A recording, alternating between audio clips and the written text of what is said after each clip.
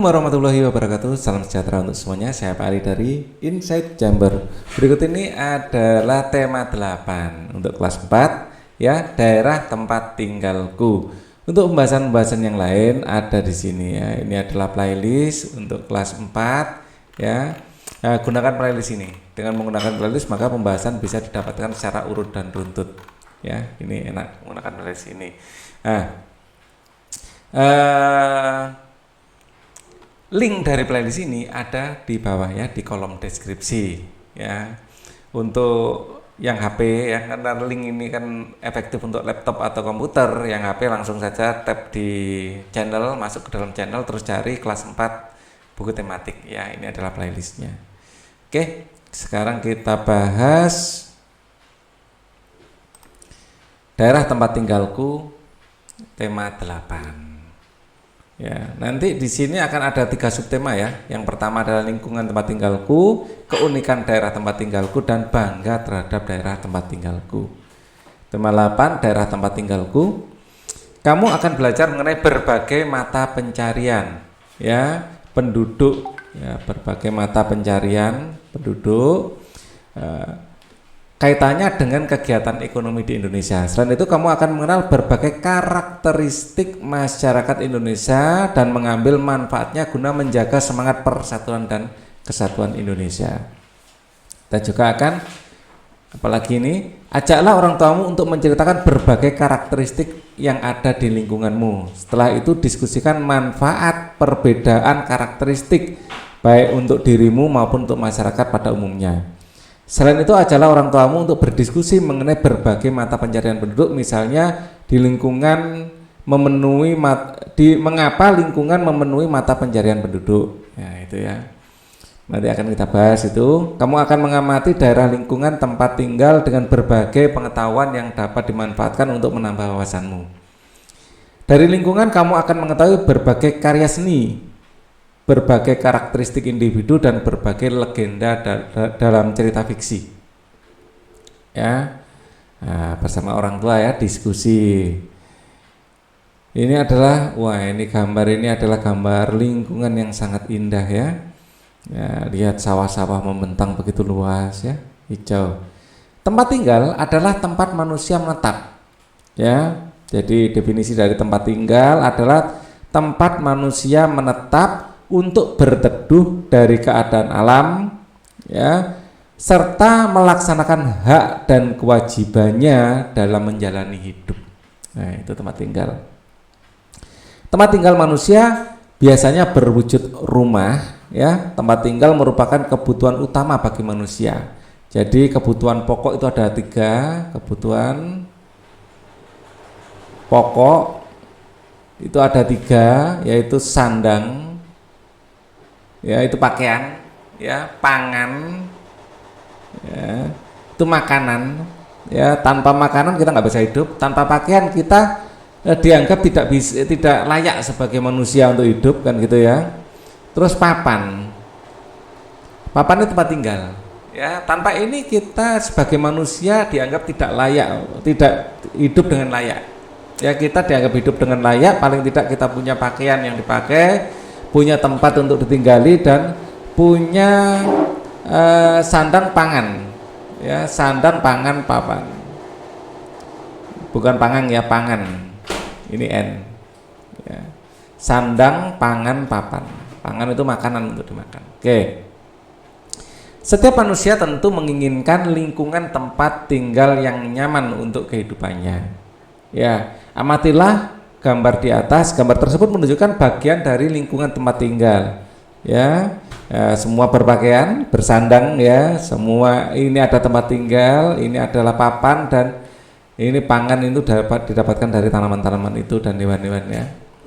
Oke, lingkungan yang ditunjukkan berupa rumah yang sekitarnya masih banyak pohon. Pada gambar juga terlihat hamparan sawah dengan para petani yang sedang bekerja. Terlihat juga binatang berupa ayam, sapi, ini sumber pakan ya. Lingkungan tempat tinggal pada gambar lebih tepat dinamakan pedesaan. Di mana tempat tinggalmu? Di kota apa di desa? Ya. Bagaimana lingkungan tempat tinggalmu? Nyamankah kamu tinggal di lingkunganmu? Ya. Kalau Pak Ali tinggal di kota, ya. di kota dan di desa ada keuntungannya masing-masing. Dulunya Pak Ali juga asalnya dari desa. Ya desa itu yang jelas lingkungannya luas seperti ini. Lingkungannya luas, udara segar, ya, pandangan juga lebih bebas, ya. Nah itu keuntungan kalau tinggal di desa. Kalau keuntungan tinggal di kota itu fasilitas seperti fasilitas kesehatan, fasilitas hiburan itu lebih banyak, ya. Tapi lingkungannya tidak sesejuk di desa. Ya, nyamankah kamu tinggal di lingkunganmu? Ya, kita harus ini ya, membuat lingkungan tempat tinggal kita itu nyaman. Kita melakukan sesuatu agar mendapatkan kenyamanan. Misalnya Pak Ali yang di kota dengan menanam bunga-bunga di depan rumah, itu menambah kenyamanan. Ya kan? Ceritakan tentang lingkungan tempat tinggalmu. Nyamankah kamu dengan lingkungan tempat tinggalmu?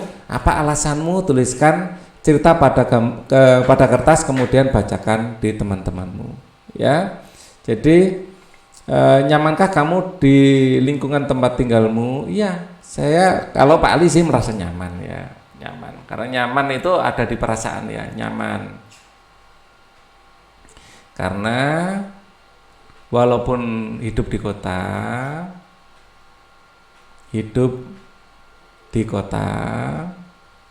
ya, masyarakat tetap ramah, ya. Jadi suasana keramahan itu tetap masih terjaga. Ya, biasanya di kota kan beda dengan di desa, ya, itu. Terus walaupun hidup di kota, lingkungan ya, ditanami berbagai macam tanaman, berbagai macam tanaman, sehingga selain menambah keindahan,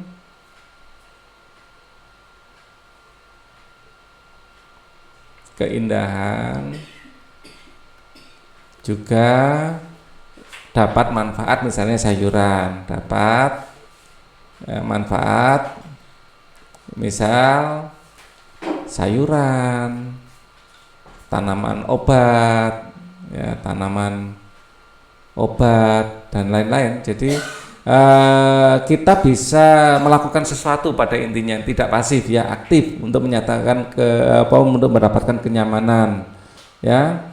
Kemudian keuntungan lagi hidup di kota, walaupun ada kekurangan, ya, kekurangan lingkungan bisa kita rekayasa dengan menanam di pot-pot, ya, tanaman juga ditanam di pot atau ditempel di pagar. Memang ada kekurangan, tetapi kita bisa melakukan sesuatu. Dan keuntungan hidup di kota yang menempel, ya, yang maksudnya khas di kota adalah fasilitas. Di kota, ya, fasilitas kesehatan, hiburan itu lebih bagus, ya, fasilitas kesehatan seperti kayak rumah sakit, puskesmas, ya, dan hiburan, ya, lebih tersedia. Ya, itu yang Pak Ali rasakan bedanya hidup di kota dan di desa. Mengenai masyarakat tergantung kepada kita sendiri. Di kota pun kalau kita bisa menciptakan suasana guyub rukun bisa juga, ya. Nah, ini cerita bagaimana hidup di kota, ya. Tentu di desa ada keuntungannya masing-masing, ya. Aku dan keluargaku berasal dari Jawa Barat. Di Jawa Barat terdapat banyak tempat wisata, diantaranya Telaga Warna. Apa kamu pernah mendengar cerita asal mula Telaga Warna? Ayo kita cari tahu, ya. Udin dan keluarga sedang berlibur di daerah asalnya, yaitu Jawa Barat. Di lingkungan tempat tinggal Udin, Jawa Barat, terdapat tempat wisata Telaga Warna. Telaga Warna terletak di kawasan Puncak Bogor. Saat Udin berwisata di Telaga Warna, ayah Udin menceritakan asal mula Telaga Warna. Cerita asal mula Telaga Warna merupakan cerita turun-temurun yang terkenal di daerah tersebut. Bagaimana cerita asal mula Telaga Warna? Oke. Dahulu kala di Jawa Barat ada raja dan permaisuri yang belum dikaruniai anak. Padahal mereka sudah bertahun-tahun menunggu, akhirnya raja memutuskan untuk bertapa di hutan. Bertapa untuk mendapatkan petunjuk ya, agar bagaimana mendapatkan anak mungkin ya. Di hutan raja terus berdoa. Di hutan raja terus berdoa kepada Tuhan Yang Maha Kuasa. Raja minta agar segera dikaruniai anak. Doa raja pun terkabul. Ya. Permaisuri melahirkan seorang bayi perempuan. Raja dan permaisuri sangat bahagia. Seluruh rakyat juga bersuka cita menyambut kelahiran putri raja. Raja dan permaisuri sangat menyayangi putrinya. Mereka juga sangat memanjakannya. Segala keinginan putrinya dituruti. Tak terasa putri raja telah tumbuh menjadi gadis yang cantik. Hari itu dia berulang tahun ke-17. Raja mengadakan pesta besar-besaran, semua rakyat diundang ke pesta. Raja dan permaisuri telah menyiapkan hadiah istimewa berupa kalung terbuat dari untaian permata berwarna-warni. Saat pesta berlangsung, raja menyerahkan kalung itu. Kalung ini hadiah dari kami. Lihat, indah sekali bukan? Kau pasti menyukainya, kata raja. Raja bersiap mengalungkan kalungnya itu ke leher putrinya. Sungguh di luar dugaan, putri menolak mengenakan kalung itu. Aku tidak suka kalung ini, ayah, tolak putri dengan kasar. Raja dan permaisuri terkejut. Kemudian permaisuri berusaha membujuk putrinya dengan lembut. Permaisuri mendekat dan hendak memakaikan kalung itu ke leher putrinya. Aku tidak mau, aku tidak suka kalung itu jelek, teriak putri sambil menepis tangan permaisuri. Tak sengaja kalung itu terjatuh. Permata-permatanya tercerai-berai di lantai. Permaisuri sangat sedih. Permaisuri duduk dan menangis. Tangisan permaisuri menyayat hati. Seluruh rakyat yang hadir turut menangis. Mereka sedih melihat tingkah laku putri yang mereka sayangi. Tak disangka air mata yang tumpah ke lantai berubah menjadi aliran air. Aliran air menghanyutkan permata-permata yang berserakan tersebut ya. Air tersebut mengalir keluar istana dan membentuk danau. Anehnya, air danau berwarna-warni seperti warna-warna permata kalung putri. Kini danau itu dikenal dengan nama Telaga Warna. Jawablah pertanyaan-pertanyaan berikut ini berdasarkan cerita di depan. Siapakah tokoh yang terdapat pada cerita tersebut? Ada tokoh raja, ada tokoh permaisuri, ada putri, dan rakyat. Ya. Di mana raja melakukan pertapaan? Raja bertapa di hutan. Ya, di hutan raja terus berdoa. Ya, atau kita cek di sini. Ya. Akhirnya raja memutuskan untuk bertapa di hutan ya. Di hutan. Raja bertapa di hutan.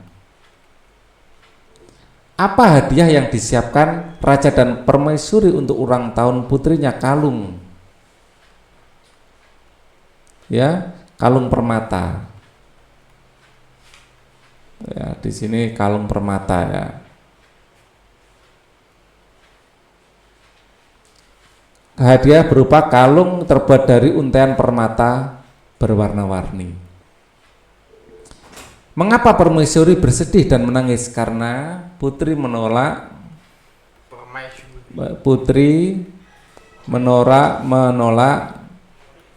ya, menggunakan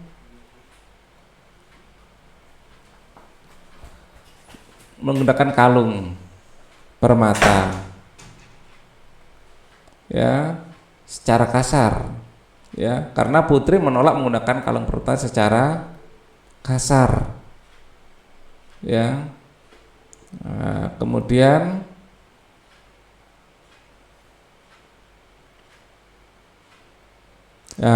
bahkan menepis kalung sampai permatanya tercerai-berai. Bahkan menepis kalung permata, sampai tercerai-berai.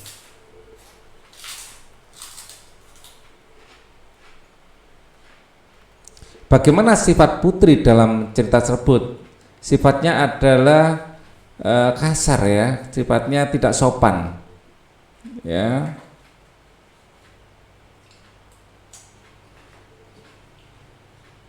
Sangat manja, tidak sopan. Ya. Tidak bisa memahami perasaan orang. Manja, tidak sopan. Ya, dan tidak bisa menghargai orang tua,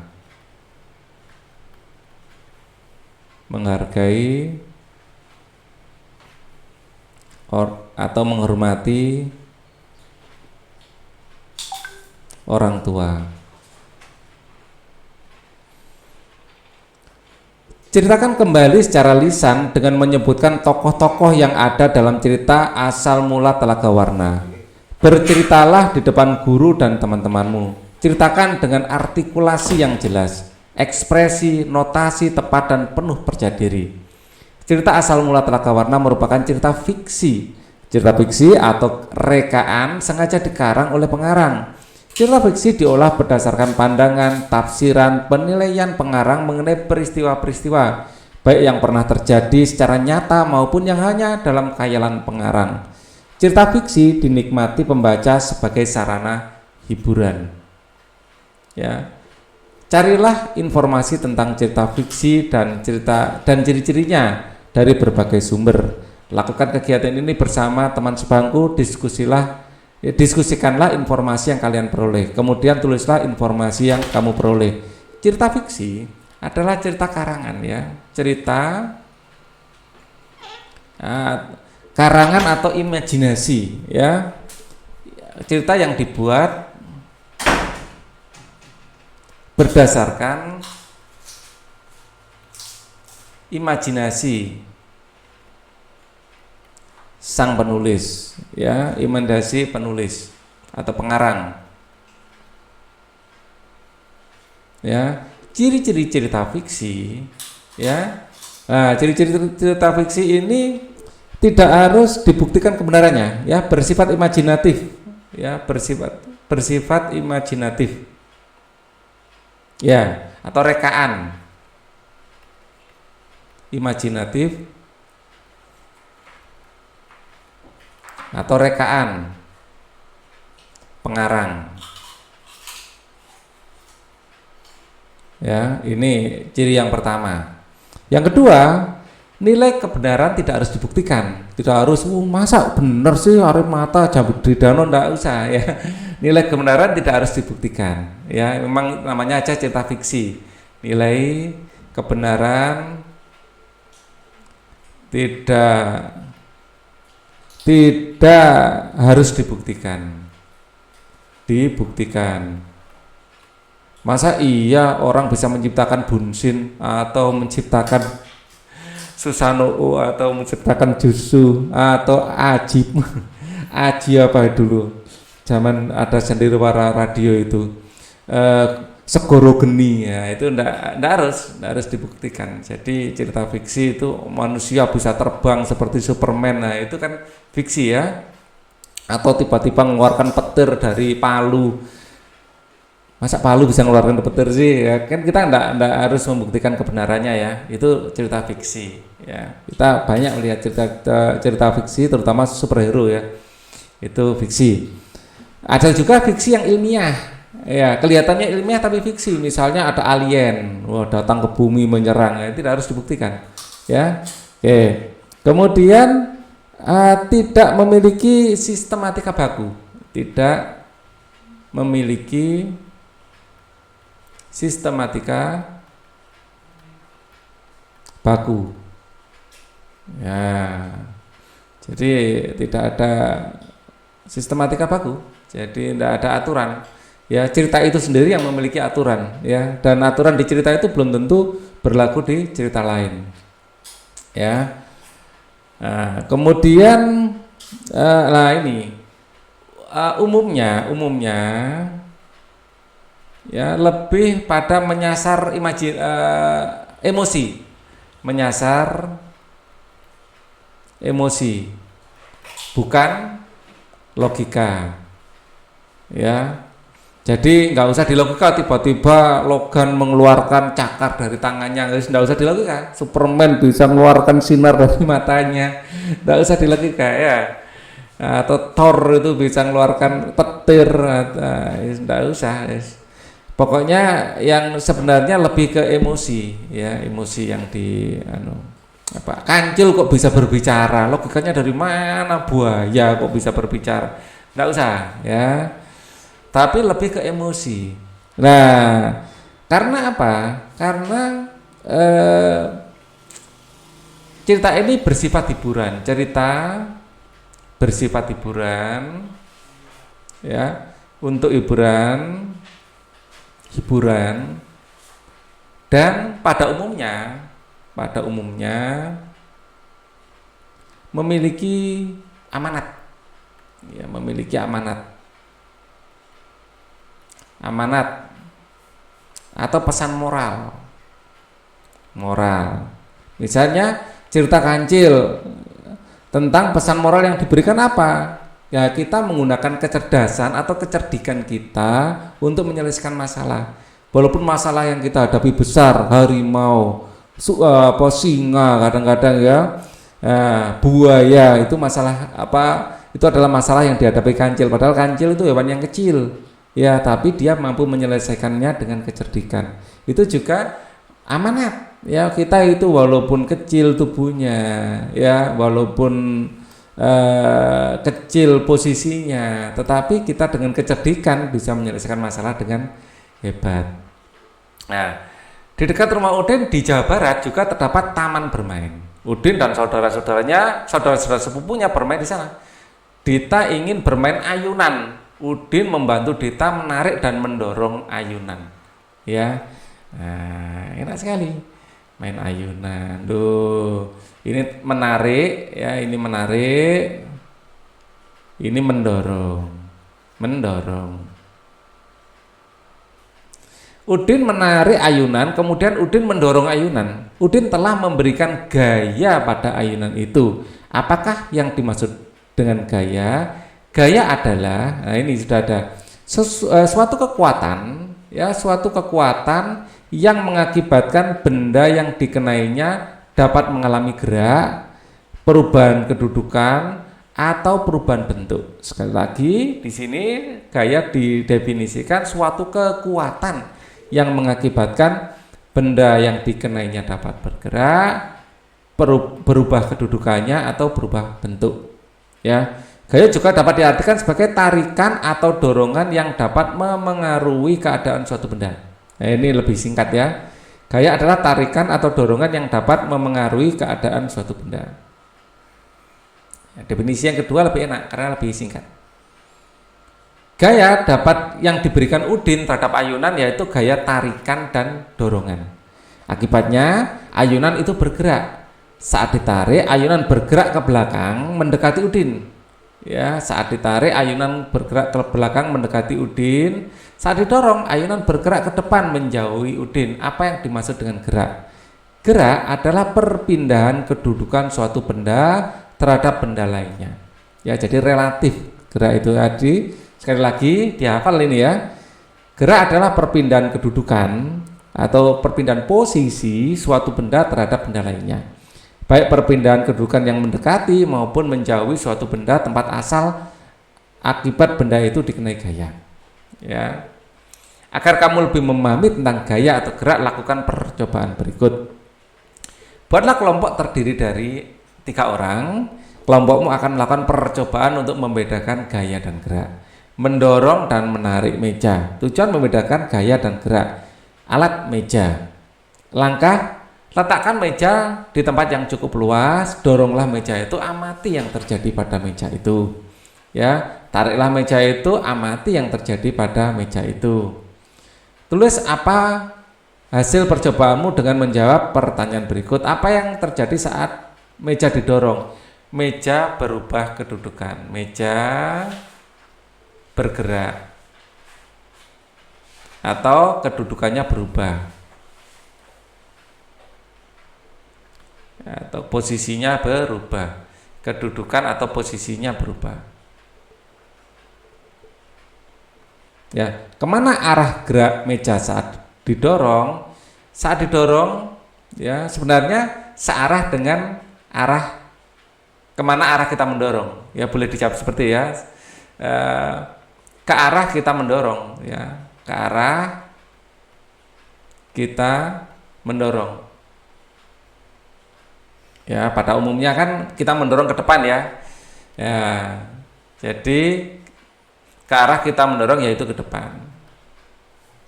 Ke depan. Ya. Apa yang terjadi saat meja ditarik? Ya, meja bergerak, atau berubah posisi. Atau berubah kedudukannya, atau kedudukannya berubah gitu aja ya. Kedudukannya berubah. Biar sama dengan tadi. Kedudukannya berubah. Ya, kemana arah meja saat ditarik? Searah dengan arah tarikan. Dengan arah tarikan, yaitu mendekati tubuh kita. Tubuh kita. Oke. Bersama kelompokmu diskusikan tentang perbedaan gaya dan gerak. Ya, tuliskan hasil diskusi di kolom berikut. Gaya adalah tarikan atau dorongan yang bisa memengaruhi keadaan suatu benda. Ya, keadaan apa yang dipengaruhi? Bisa dari diam menjadi bergerak,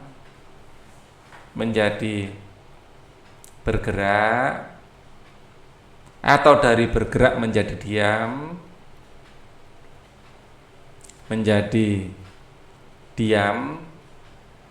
atau dari bergerak menjadi lebih cepat bergerak, atau memperlambat, atau bisa juga mempercepat atau memperlambat gerak, ya, mempercepat atau memperlambat gerak, dan satu lagi juga bisa merubah bentuk benda.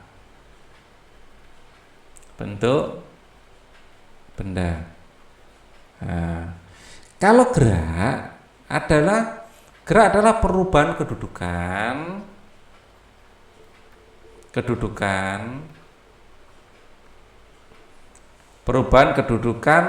suatu benda terhadap benda lain. Ya, saya lengkapi sebagai acuan.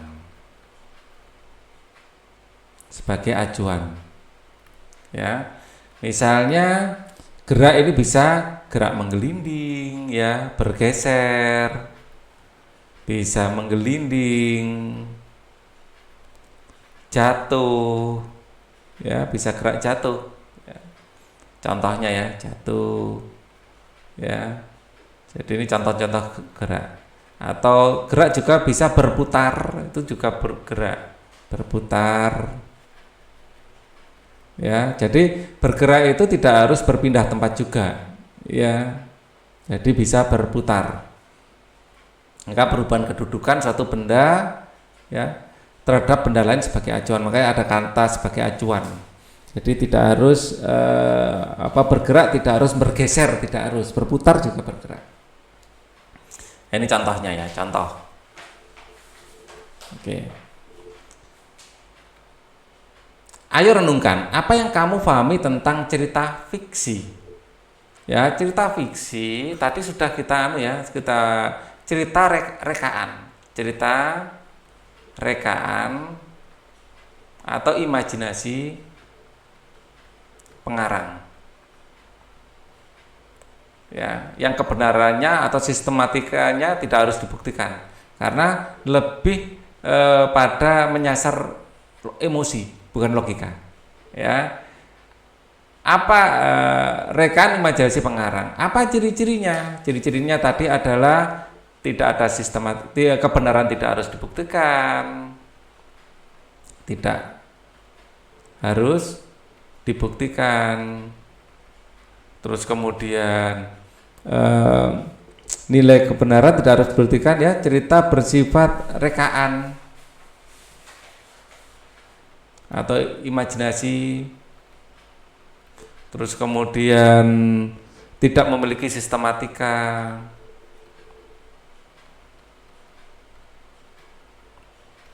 Ya, ini adalah sekedar hiburan, ya, menyasar emosi,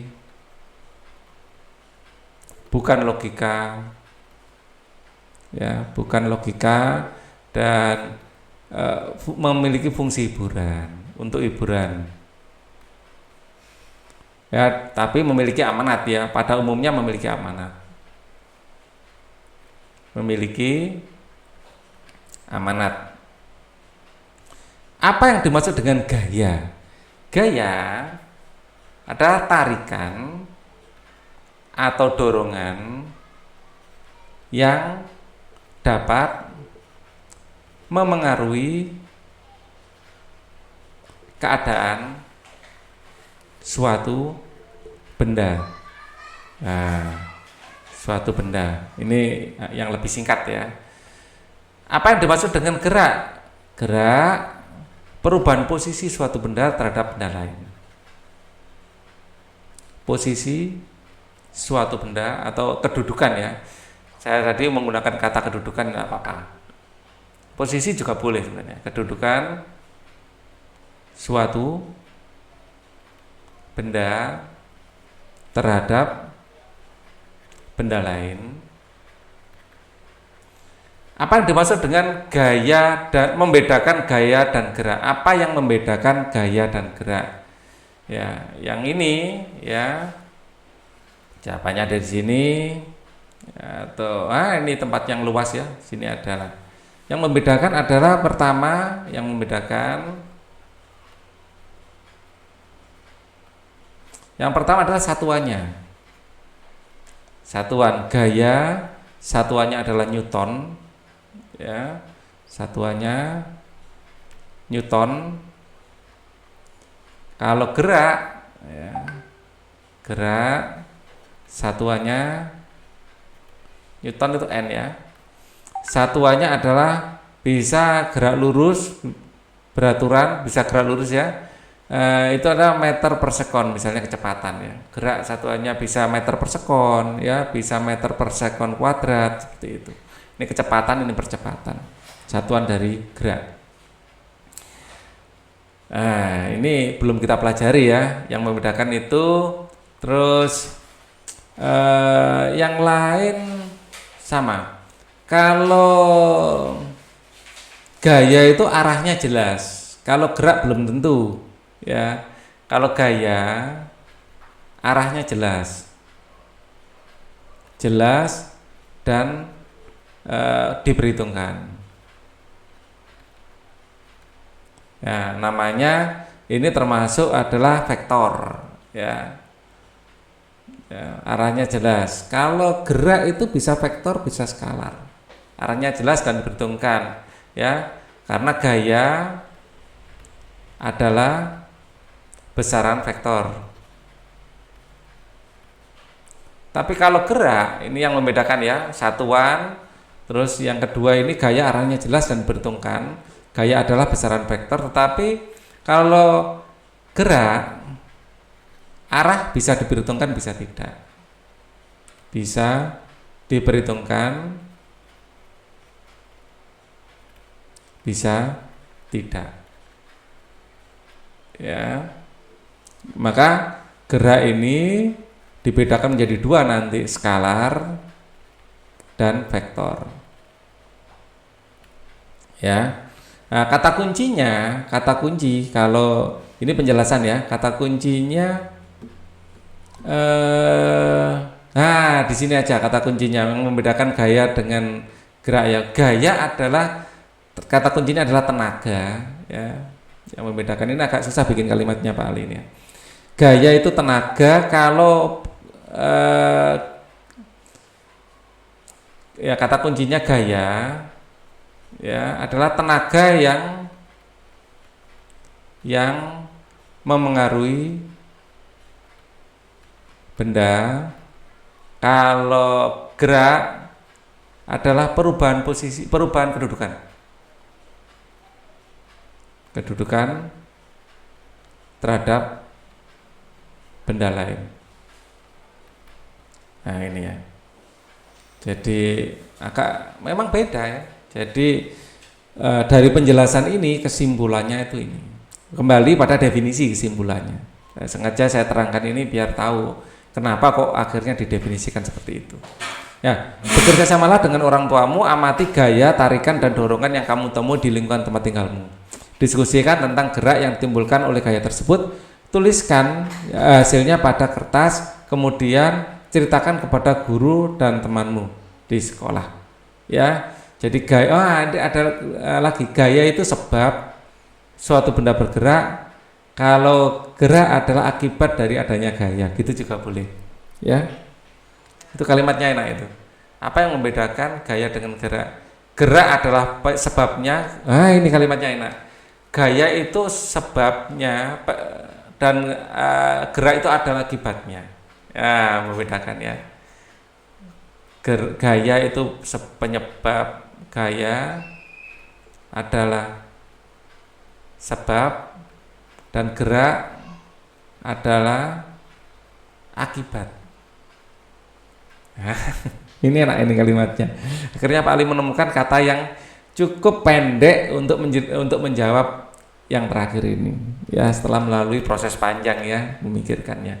Oke, kita akan lanjutkan lagi di video berikutnya untuk pembelajaran berikutnya, yaitu pembelajaran 2 ya. Oke, thank you for watching. Wassalamualaikum warahmatullahi wabarakatuh.